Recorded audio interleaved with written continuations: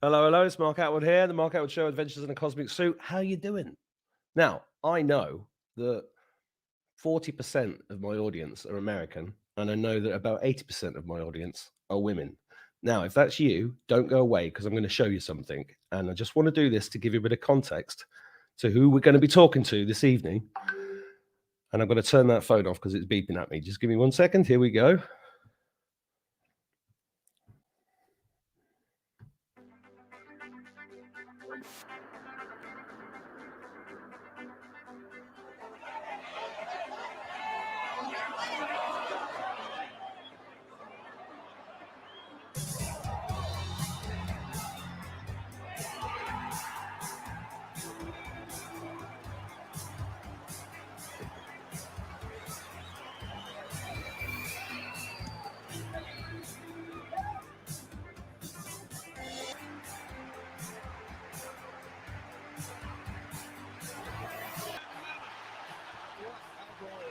One pass Venison, two pass Scott, and when you think you might lose his head and smash it, there's one of the best pieces of composure we're ever likely to see.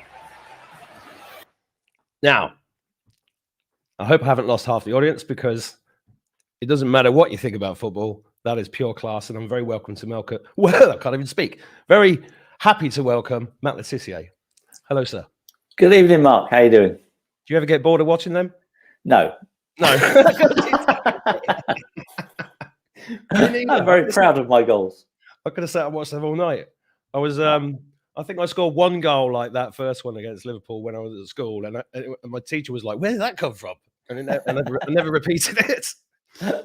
Happy days, mate. Happy days. Happy days. Yeah, football it's in your blood, isn't it? You know, and it certainly is. Yeah. So to my audience, did you hear my intro? Yeah, I did. So it's good to get out to a different crowd, I think, and there's going to be a lot of fans here as well. I'm just looking at the chat here. There's people in the chat, guys. Could you, if you've got any questions for Matt, feel free to put them in, and I'll come to those a bit later.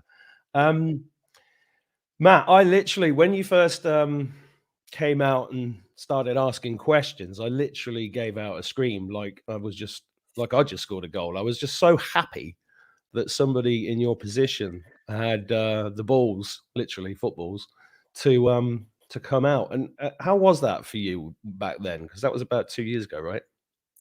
Blimey, it's nearly 3 years ago now. Couple of months off 3 years. Yeah, I don't know. It didn't particularly bother me. I just felt like I needed to get things off my chest, and I was seeing things that I didn't think made any sense. And so when I see things that don't make any sense, I can't really shut my mouth about it. I got to give my opinion, and you know, as bad as that might be in terms of what the consequences are, I'm afraid that that goes with the territory. And if you're going to stick your head above the parapet, you've got to be able to deal with the consequences. And I knew what they might be, and I was prepared to deal with them. Do you think that's what holds people back so much? Is I was reading an interview with the guy that you used to do Sky Sports with. I can't remember his name. Your mate, Paul Merson. Paul Merson, and Paul was saying, you don't have to be clever, Matt. You know, maybe it's clever to just wind it in. Basically, that's what he was saying. And I understand where people like Paul come from, but when you see something that's so obviously wrong, it just amazes me that people put their salary, their mortgage, and everything before that. But in the case of someone like you, who's really well known, the perception is that there's a lot more to lose. I think that's why you get asked that question. Yeah, quite possibly. And it was interesting actually because we, all of our old Soccer Saturday crew, we were out in Spain in September on a golf trip, and funny enough, Paul came into my room 2 or 3 times, and on the pretext of borrowing some stuff, need some deodorant and all that stuff. But then he sat down and started asking me questions about what was going on, because you know, some of the stuff that I was talking to him about 2.5 years ago, I think he suddenly went, oh, actually, blimey, I remember Tiz talking to me about that a couple of years ago. And now look what's happening. And so he started asking a few questions about, you know, what was going on in the world. And so that was interesting, that he was interested enough to start asking questions. And that was a good sign for me. It is a very good sign, and I'm finding that seems to be happening across the board, because it's they I know they keep ignoring it, but you can't. You just can't ignore it. It's every day.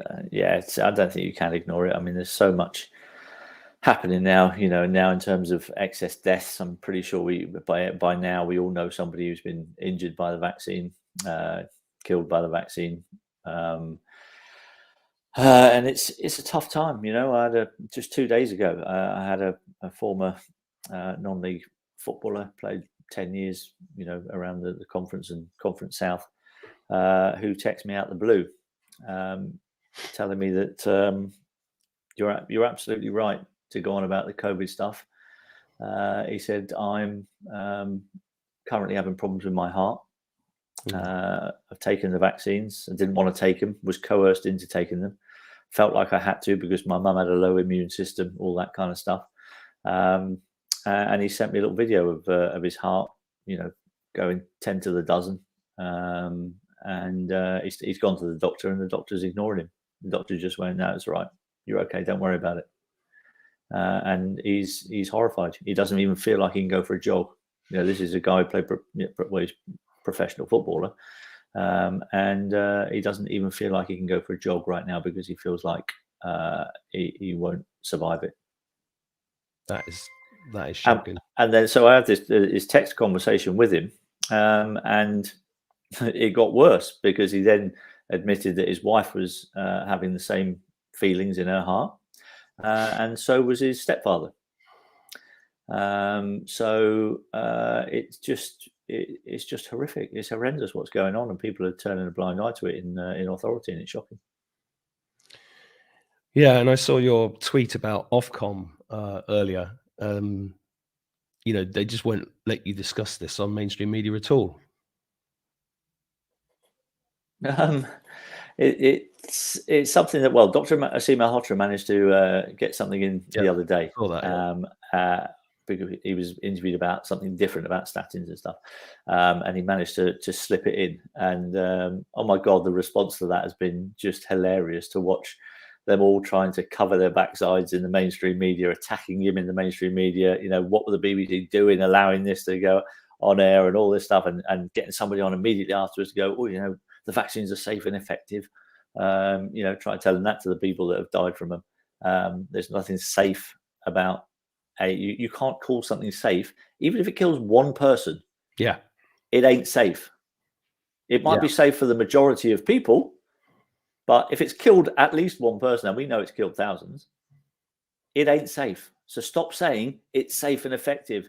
It's none of those things, unless by effective you mean you're trying to kill people, and then it is effective. So tell us what it's effective at, because it doesn't stop you catching COVID, doesn't stop you transmitting COVID if you actually believe that COVID exists. I personally, I don't have an opinion on that. I'm not well enough informed to know whether it does or not. But what we do know is that people who have had the jabs, they still catch COVID, they still can pass it on, they still can get hospitalized, and they can still die. So what the hell does it do? It ain't effective at nothing. So the only thing it's effective at is damaging people's immune systems. And worse. A lot worse. Now, when you first started coming out about this, you were talking specifically about football and how the incredible increase in people being ill and dropping dead on the pitch. I don't know what the exact figures are, because I've been looking. There's lots of different figures all over the place, but it's at least 40% higher. I think the heart problems in British football are considerably higher than that in terms of the numbers of people in a year that have suffered compared to like the last 50 years, for example. It's just ridiculous, isn't it? I mean, I haven't seen the numbers from any kind of official sources. But then again, the official sources are going to want to cover everything up anyway. So can you believe anything that comes from their sources? However, what I do know is that my life has revolved around sport. I play a lot of different sports to a decent level. I also watch a hell of a lot of sports. About the only thing I do watch on the television. And so I don't need a study to tell me what I've witnessed over the last 2 years. I don't need a study to tell me there's been an increase because I've watched it with my own eyes. I've seen people on sports pitches, young, healthy, fit people collapsing in numbers that I've never seen before. In all my years of watching a lot of sport, I've never seen it like that before until the last 2 years. So I don't need a study to tell me. My own eyes, and that for me is far better evidence than anything you could, because anybody could make up anything. The government can make up their stats. Somebody on the other side of the fence can make up stats that, there's a 500% increase in this stuff. So you don't really know. So I trust my own eyes. And for the last 2 years, my eyes have been telling me that something's not right. And not just on the pitch as well. The increase in the amount of football matches over here that have had to be stopped because of incidents in the crowd where a medical emergency has taken place in the crowd, that's also gone through the roof. And, I spent 17 years as a professional footballer. Not once in 17 years did I have anybody play with me, against me, or training with me who collapsed with heart problems on a football pitch in 17 years. That's 5 days a year, 5 days a week training, 17 years. Never saw one. Saw a couple since I retired. Marc-Vivien Foé, Fabrice Muamba. And you remember those because they were big, high-profile things. Big thing was made of them because it was so rare. Yeah. And now it ain't very rare at all. And so I don't need studies to back up what I'm watching with my own eyes. One of the things that you've very reasonably been asking for is an investigation at the very least. Yeah. Has that fallen on anything but deaf ears? In terms of an investigation, it's kind of seems to have fallen on deaf ears. But I have now had it in writing. Professionals are not being encouraged to have any more boosters. Yeah, the line went a little bit funny there. Could you just repeat that last bit? Yeah, so I now have it in writing from the doctor at the FA that professional footballers over here are no longer being encouraged to take any more of these vaccines. That's very interesting. Any reasoning? No big announcement's been made about that, though, is it? No, I've not heard that. No. Funny that. They don't tell you that. Did you know that? I mean, you might not have heard. Did you know the AstraZeneca jab over here was also been withdrawn? I didn't know. Stopped using it, causing too many problems. No announcement whatsoever, just quietly withdrawn without any hoo-ha because they don't want to knock people's confidence in the vaccines. Well, it does seem like it's rolling back, and they are as you pull back, they're being more and more exposed. Even though it's not in the mainstream, it certainly is on social media. I mean, since Elon Musk took over Twitter, have you noticed a difference? Because I have. It's people are talking much more freely about sudden deaths. That's trending on Twitter. Stop the vax, Fauci, the whole, all of these things that were getting people banned before are now getting a lot more traction. Are you getting that feeling? And what's your? I mean, you've got 600,000 followers on Twitter. It's like a barometer, isn't it? When you started tweeting this stuff, did you get attacked a lot? Is that still the same now? Oh yeah. I got attacked a lot. 2.5 years I was attacked for a long time, and there's still the bots and the 77th Brigade who try and jump on anything that you try and put out there. And I've got used to that over the last couple of years. I've become a bit more wise to being able to spot what a bot is and all that kind of stuff. Yeah. So I'd say Twitter has been a lot more open for debate. However, I'm pretty sure that there's still shadow banning going on on the site, and there's quite a few people that have noticed that. And there's still, I believe, there's still some kind of suppression in terms of followers that go on. And I think I'm still noticing that a little bit to this day. But are you seeing anything positive happening in terms of responses to the things that you're putting out? Are people, Oh, you know, yeah. you had Paul Merson come in the dressing room, and you're getting people on Twitter going, actually, you might be right, Matt. Well, yeah. I mean, I would say probably 2 years ago, 95% of the replies that I was getting were abusive and disagree. And I would probably say now it's probably about 90% in my favour in terms of people agreeing. So it's been a massive turnaround. But it's funny how, all the ones that do disagree with you, they end up being right at the top of your timeline, right at the top of your feed. The first answers there are always ones that disagree with you. It's strange how that happens. Isn't that funny? Hmm. Are there any other footballers that you know of any stature that have stood up? Yeah, I mean, there's been a few. David Cottrell is certainly one that's been very outspoken about it. Ricky Lambert, another ex-Southampton player, has been very vocal about that stuff. But there hasn't been many that have really kind of stood up. It's been interesting though, because I've had noticed a few people, a few ex-footballers liking some of the stuff that I've been talking about without ever actually talking about it themselves. Hmm. So I think there's a lot of silent support. And what about the fans? Are what's the feeling from the stadiums? Do you know what? It's really odd, and this is why I kind of don't take too much notice of social media, because the social media stuff it is crackers. For 2.5 years, I got like dog's abuse on social media for everything that I posted, and yet I walked around in this country on the streets of Southampton through many different cities, and I can honestly say in 2 years, I think I had one person who shouted at me in public that I was an anti-vaxxer. One bloke, and that was at Cheltenham. I think he was a bit pissed and got a bit brave.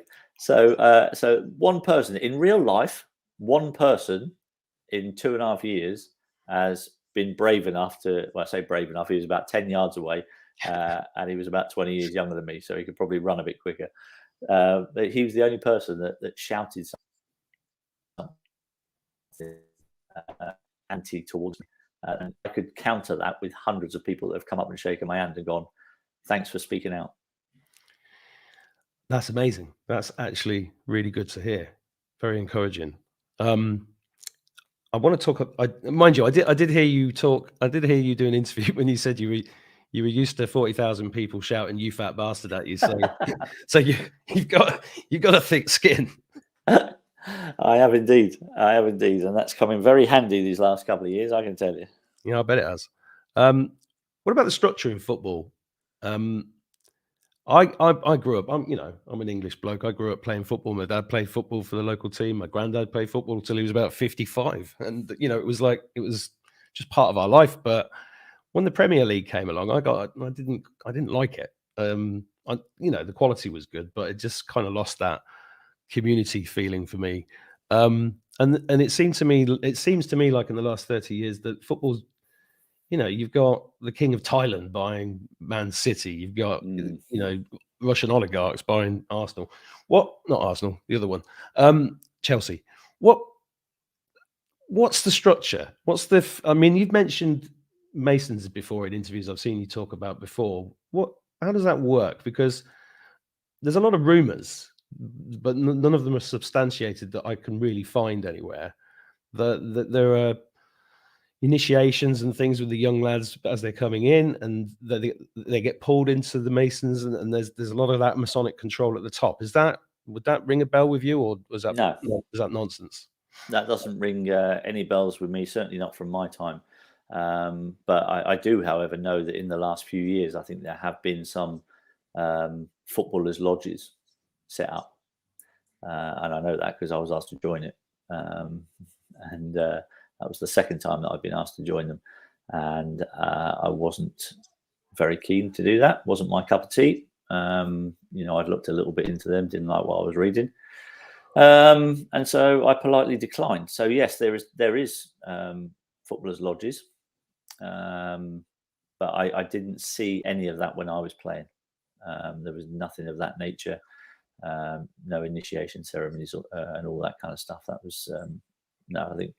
I think footballers, since the Premier League has come in, and it's kind of become such a global phenomenon that the richest people on the planet want to own football clubs. That is when it starts becoming a problem. So, I think now it's gone away from being the people's game, which is exactly what it was when I started playing. When you had on your board of directors, you had local businessmen who were running it as a business. It wasn't going into hundreds of millions of pounds worth of debt to try and win a trophy. None of that nonsense. And they ran it like a business. And it was local people who supported the club, who wanted the best for the club, and not just people who came in with the idea that they can make millions of pounds off the back of this and don't really give a toss about the state of the club afterwards. Yeah, I just had a flashback then. I used to live near Main Road, and I often saw Franny Lee getting out of his car and walking through the front door, and I was like, you could imagine that now with with the money in the game now. You just can't imagine that. They'll all be chauffeur driven through the back door somewhere. Yeah.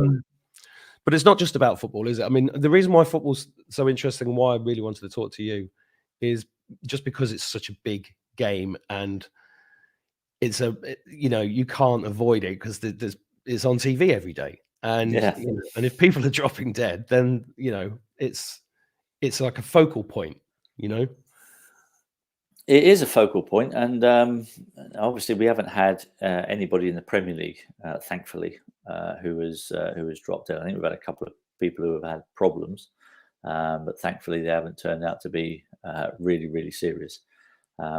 So from that point of view, we've been pretty fortunate, I think, in the Premier League over here. I was quite surprised not to see anybody or lots of people dropping dead in the World Cup. I thought that might have been what was going on there, because I thought it was very strange that it was being held at the time of year it was being held in a country that has no football affiliation or even any tourism. What do you think was behind all of that? Money. Just money. Yeah, purely and simply, it's all about the greed of FIFA. That's what it's all about. I think there's been plenty of investigations into how that the competition was actually awarded in the first place. There's a lot of people resigned at FIFA, and I think it's pretty obvious to most people that FIFA is probably one of the most corrupt organisations on the planet. Yeah, I couldn't disagree with that. And the other thing I wanted to ask you while we're still talking about football is, all this BLM knee bending and hello. Excuse my dog. Yeah, he's excused. Must be someone coming to the door. I do apologise. That'll be like that for about 2 minutes. That's fine. That's fine. We've got an audience full of animal lovers, so you're all right. What was I talking about? BLM knee bending, and there was that thing before the World Cup about the wearing the LGBT thing on the England squad.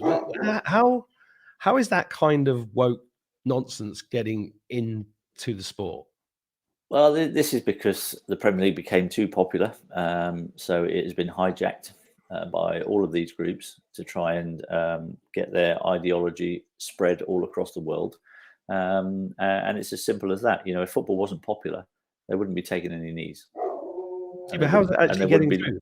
Is there nobody in the game? Is it where's it coming from? Is it coming from the FA? Is it coming from the club owners wanting to be? Is there like pressure on them, or is there money involved? What do you think it is? Well, it comes from the heads of the organisations. The Premier League would be encouraging it amongst their players. So the top of the Premier League and the people at the top of the FA, they'll be the ones that will be implementing these things. And as simple as that. It comes from the top, and it's top-down management, and it only needs one person at the top to put this ideology in place, and all the dominoes fall underneath it, unless they've got big balls. Yeah, well, there's not a lot of them about at the moment. We're lacking in the cojones department worldwide. But it is so going wider into a wider context for my audience. Could you just give I know that you knew what the consequences could be, and you didn't care because you're doing the right thing. When you're doing the right thing, you don't care what the consequences are. I completely get that. Yeah. But for my audience that may not know, you had like a 18-year stint as a pundit after your football career, and you were very popular and very good at it, and blah blah blah. But then if you could just explain what actually got taken away from you, or what you walked away from. I know you walked away from Southampton as ambassador to save them the grief, and that was the honourable thing to do. But yeah, just give a bit of context for what's happened to you in the last couple of years by just standing up. Yeah, so the biggest sports channel over here in the UK, Sky Sports, they had the Premier League coverage for many, many years now. And I was one of the panel of 4 players that sat every Saturday afternoon for 6 hours talking about football, and had a wonderful job. Did it for, as you said, it was 18 years altogether, 15 years under contract. And then in May, I think it was, when the George Floyd incident happened, we rocked up into the studio at 5 to 12, just about to go on air, and with about a couple of minutes to go, the producer came in and gave us all these badges to wear. He said, "Oh, we've got to wear all these badges," and it was the Black Lives Matter badge. And I was like, "Phew, I'm not sure about this." So anyway, we were literally just about to go on air, so I couldn't really start an argument right there and then. So I thought, right, I'll do it after the show. So I put this badge on, and then we did the show. But all afternoon I was really uncomfortable. I knew what this organisation was about. I'd looked into them a few weeks earlier, and so I wasn't comfortable. So after the show finished, I went to the producer. I gave him the badge back, and I went, "I'm sorry," I said, "I won't be wearing that again." I said, "Don't ask me ever to wear that again." I felt very uncomfortable. I know what they stand for, and I'm not uncomfortable using that slogan on my clothing. I said, "So if you want me to wear any other badge that says kick racism out, all that kind of stuff, I'm no racist. I judge a person by what's in their heart, not the color of their skin." And so I said to him, "Look, I'll wear any other badge you want me to, but I ain't wearing that." And I don't think that went down very well. So that got a bit of bad publicity. And then I was kind of calling out things through the pandemic, government response, mainstream media's response, the way that they were scaring the shit out of people with their reporting. And obviously one of those people I was calling out was Sky News, who was obviously a different department of the company that I was working for. But I didn't care. I thought it had to be said. And that happened in the end of August 2020, when I was actually sat in this very chair. I'd been called onto a Zoom meeting to discuss the upcoming season.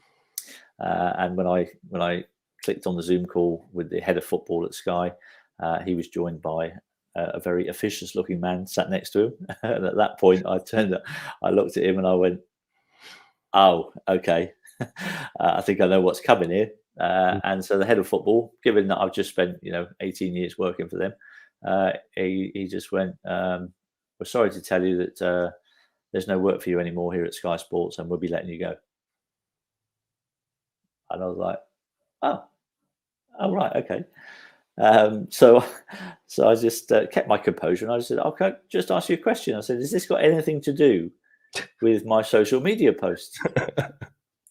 And I don't think he was really expecting the question. And he kind of went, "Well, we do have to take into account the reputation of our company." Well, their company had just re-employed one of my colleagues who I played football against. They had just re-employed him. Was that Jamie? Jamie Carragher, after he had spat out of his car window at a young girl in the car next to him when he was sat in traffic. And he was suspended for 6 months, I think it was, and then they took him back. So I just looked at the guy from Sky, and I just said, "Oh, so that's strange." I said, "Because you didn't seem too bothered about your reputation of your company when you re-employed somebody who spits at little girls out their cars." And he just kind of went, "Well, we can't talk about other people. Sorry about that." And that was that. And I went, "All right, fair enough." And then we spoke about what the severance deal was going to be, and then and that was the end of my time at Sky. Very, very quick, about 3 or 4 minute Zoom call. Wow, it's incredible. So what have you been? Has everything shifted to talking about this stuff, or are you still doing any commentary, punditry? Is it, is anybody? Yeah, I mean, for the first 2 years, I was doing some punditry for a company called Mola TV, who were an Indonesian TV company, but they had a studio in London, and they were covering the German Bundesliga and they were covering the Dutch Eredivisie over the last couple of years. So I was doing that for them on a pretty regular basis. And then this season, they stopped doing the coverage of those leagues, although they've got a couple of Dutch games coming up, one next weekend and a couple of weeks after. They've asked me to do those. I don't know if this. Oh, have I lost you? Yeah, it just went a bit funny. Oh, sorry. Yeah, so I've got a couple of jobs coming up with Mola for a couple of Dutch games that they're covering, but they don't do them very often these days. That's good. So you're not completely gone this side. You're still keeping. I'm not completely out. I'm not completely out of work. No, I've always managed to find. I do after dinner speaking. Yeah. Oh, we might want to book you, by the way. Did Tom tell you? Tom mentioned that. Yes, he did mention that. Yeah, so I do. So I've done after dinner speaking for years and years, just as a bit of a sideline. So I've kind of just thrown myself into that a little bit more. And I was working for Getter as well, the social media platform, and I do live streams on there. So I had a contract with them to help them to build their platform. So I was working with them for 9 months, and I still do my live streams every Monday night, where I interview what I think are pretty interesting people on a whole range of subjects. A lot of it is COVID related, but we also dive into sport. And just this week, I had Jason Vale on, the Juice Master. Oh, yeah. Talking about all that kind of stuff. So yeah, we do a bit of everything, and it's good fun, and building up a nice little batch of regulars on the show. So, are you optimistic? Am I optimistic? I'm always optimistic. So am I. I'm always up. I've just got that nature where I think something good is always just around the corner, and I think it's a nice position to take in life, because we're only here once, on this planet, apparently. And I think we're here lots of times, actually. Yeah. I mean, I don't know enough about that, and I wouldn't query anyone who believes that. You're only here once as Matt. You're only here once as Matt Tissier. Yeah, that's what I should say. Yeah. And so while I'm here, I want to be as happy as I can for the time that I'm here. So I choose to be optimistic, but it doesn't mean that I'm not blind to the evil that's in the world. Let's talk about that a little bit. Have you come to, you knew it was wrong, but before you spoke out about it, had you spoken out about other things? Because I only knew you relating to football until you started appearing on Charlie Ward and with Tom and people like that. Were you outspoken about other things? Or? Not really. I mean, I've been on Twitter for about I don't know, 11 or 12, maybe 13 years, something like that. But pretty much everything pre-COVID that was on there was sport related. So as I said, sport's been my life. So I comment on sport, and it was a very jovial platform for me. Twitter, I used to go on and take the piss out of people, and they have a little go back, and it was all very light-hearted and jokey, and nobody really got offended. And I never really had to block anyone for like the first 8 years that I was on there. And then COVID started, and all of a sudden it was like, okay, there's some idiots on here now. I got to start using the block button a bit. Yeah, the unfriend button became for me or defriend. I can't remember what it was. I've been locked out of Facebook for a year, which has been like coming off crack. It's brilliant.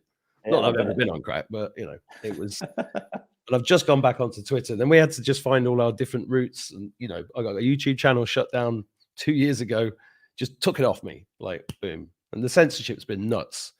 And as you work in the media, you're familiar with by the way, Celine, my friend Celine's just put your Getter thing on the screen. Is that the right address there?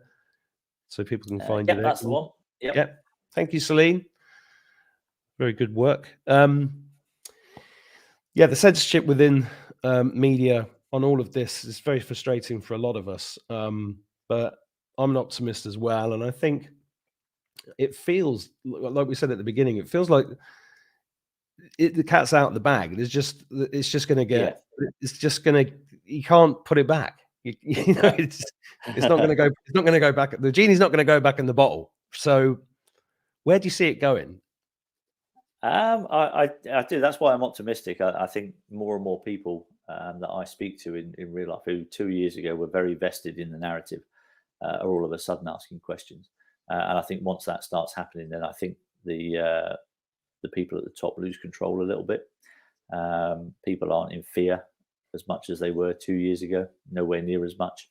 And I think we've shown in this country that I think with the size of the demonstrations that we had, that there's a sizable portion of this population that isn't going to stand for our government taking away our freedoms. But there's still many fights to have, because they're trying to do it through legislation, through Parliament, and they're trying to sneak it in when people aren't looking. They're very devious, and we've got to try and keep on top of them and keep making sure that they don't get away with this stuff.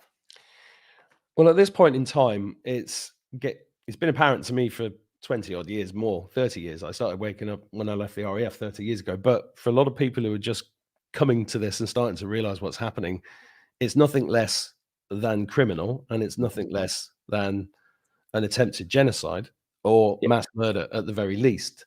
And we are sitting here looking at people like Andrew Bridgen now popping up. That was interesting. Didn't you think that was interesting?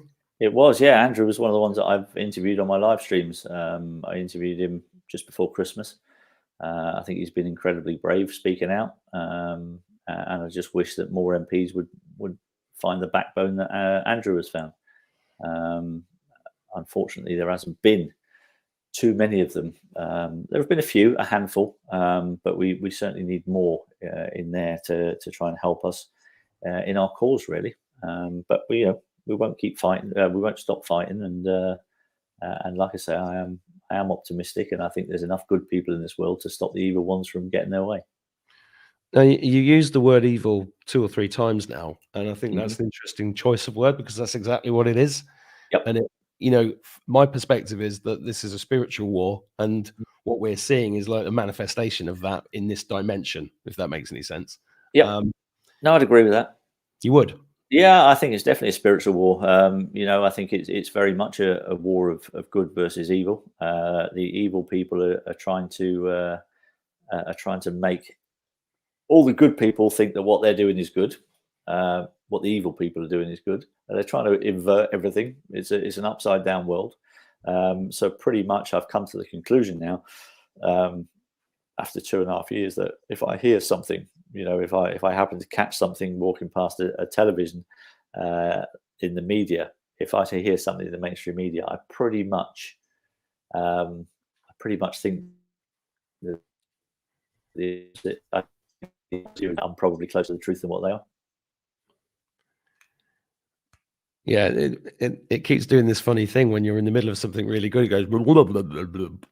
Oh, sorry. I do apologise. Yeah, so I was saying if I hear something on the media, if I put the radio on, or if I happen to walk past the television and the news channel is on, and I hear something, I pretty much just take that on board and then think about the opposite thing, and then I probably know that I'm probably closer to the truth with the exact opposite of what they're saying.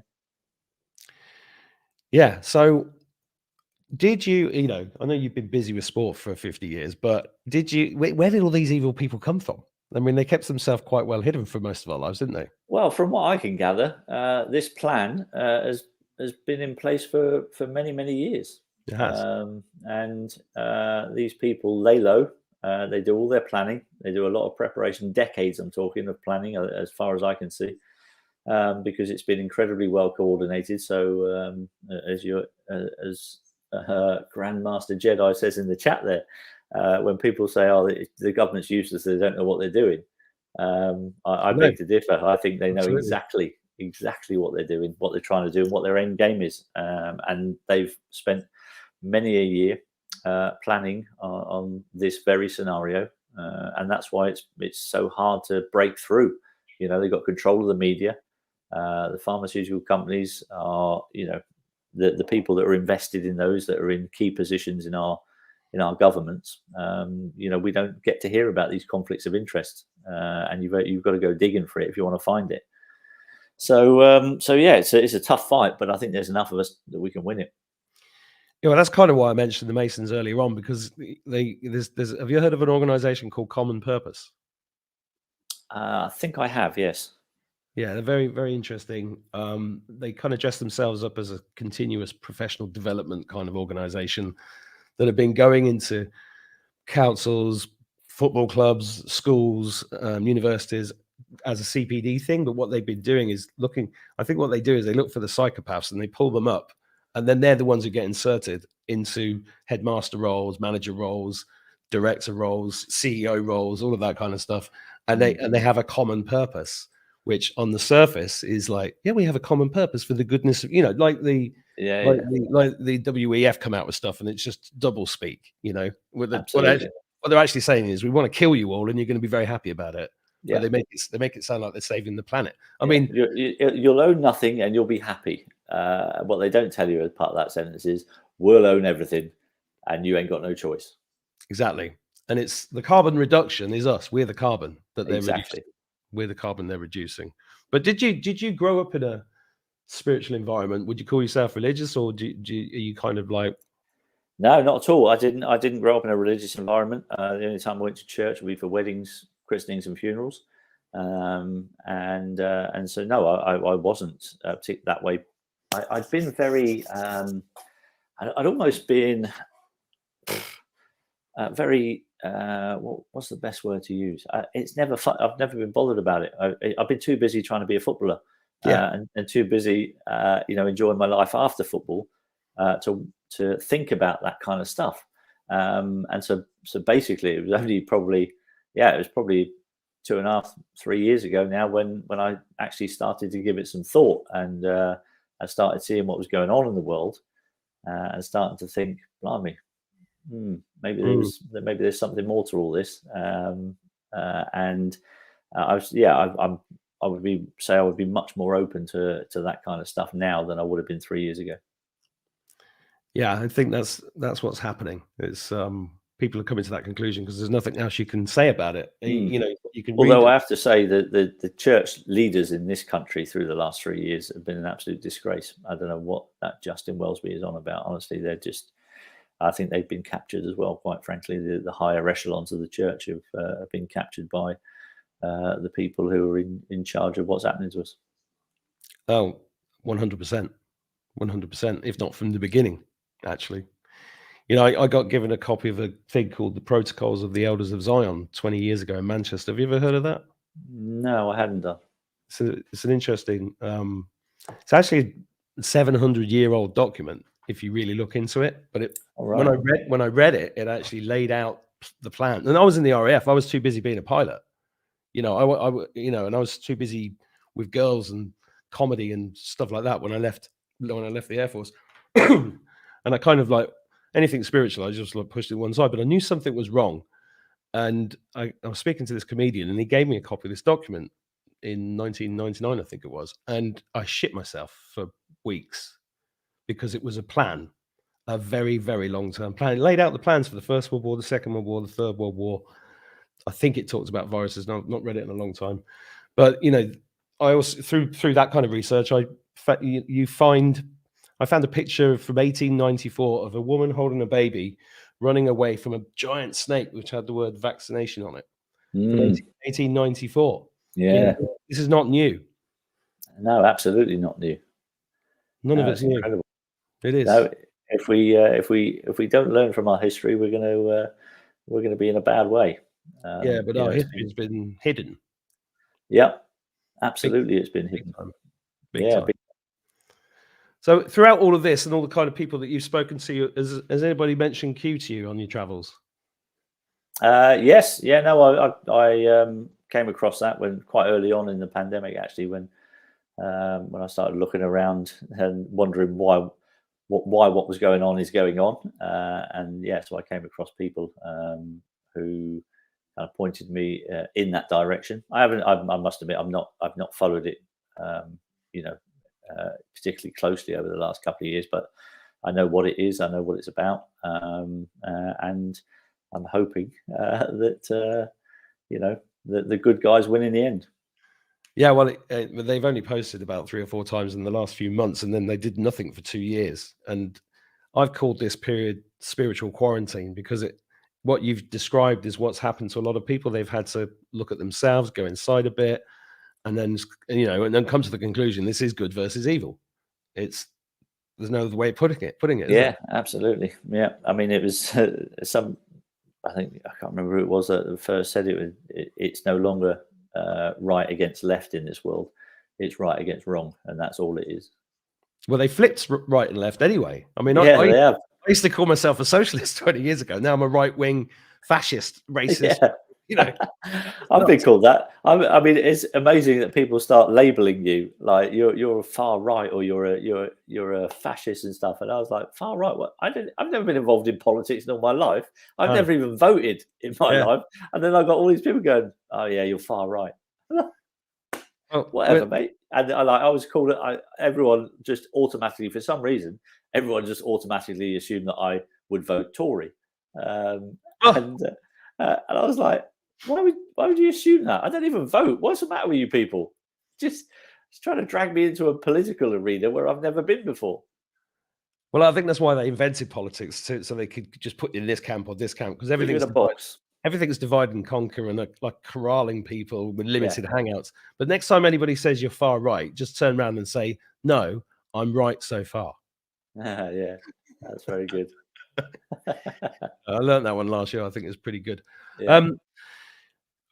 I really enjoyed talking to you, Matt, and I know that you've given up your time to talk to us, and you're doing all this for doing the right reasons. And I think I'm looking at all the comments in the chat here, and people are just really behind you and really pleased to see you doing what you're doing, and I certainly am. And it's just, I think we've got God on our side, and that's. You've got, even if you don't believe in God, we've got right on our side, and that the truth cannot be. What are they going to do? Shoot us all? Yeah, I mean, the thing for me is that us on this side of the argument, we were portrayed obviously as granny killers, and people with no feelings for other people. We weren't doing the right thing by you're not getting vaccinated, you're killing your granny, and you're a bad person in society. And we were labelled with all sorts of stuff. And yet here we are 3 years later. I believe we are the ones that are now empathetic towards anybody who has suffered any damage from the jibby jabbers. And on that point, just this Saturday coming, if there's anybody here in the UK that's listening, we have a big rally in a protest in London on Saturday outside the offices of the BBC. Where the vaccine injured will be given their voice, and there'll be a big stage to show the safe and effective film. I don't know if you've come across that. That'll be worth having a look at if you haven't. It talks about a lot of people's stories who have been troubled by the jibby jabs, and I shall be also up there making a little speech. First time I would have spoken at such a protest, just standing up for the vaccine injured, giving them a voice and making our government take notice of them, and because they've been ignoring them so far, and it's not the right thing to do. If you can come and support us in London Saturday at 1 o'clock outside the BBC, Portland Place, I think it is, then I'll see you there. Is that the one with the paedophile statue on the side of it? That's the one. Yep. I mean, the fact that they never knocked that down tells you everything you need to know about the BBC. Tells you everything, doesn't it? Tells you everything. And Jimmy Savile.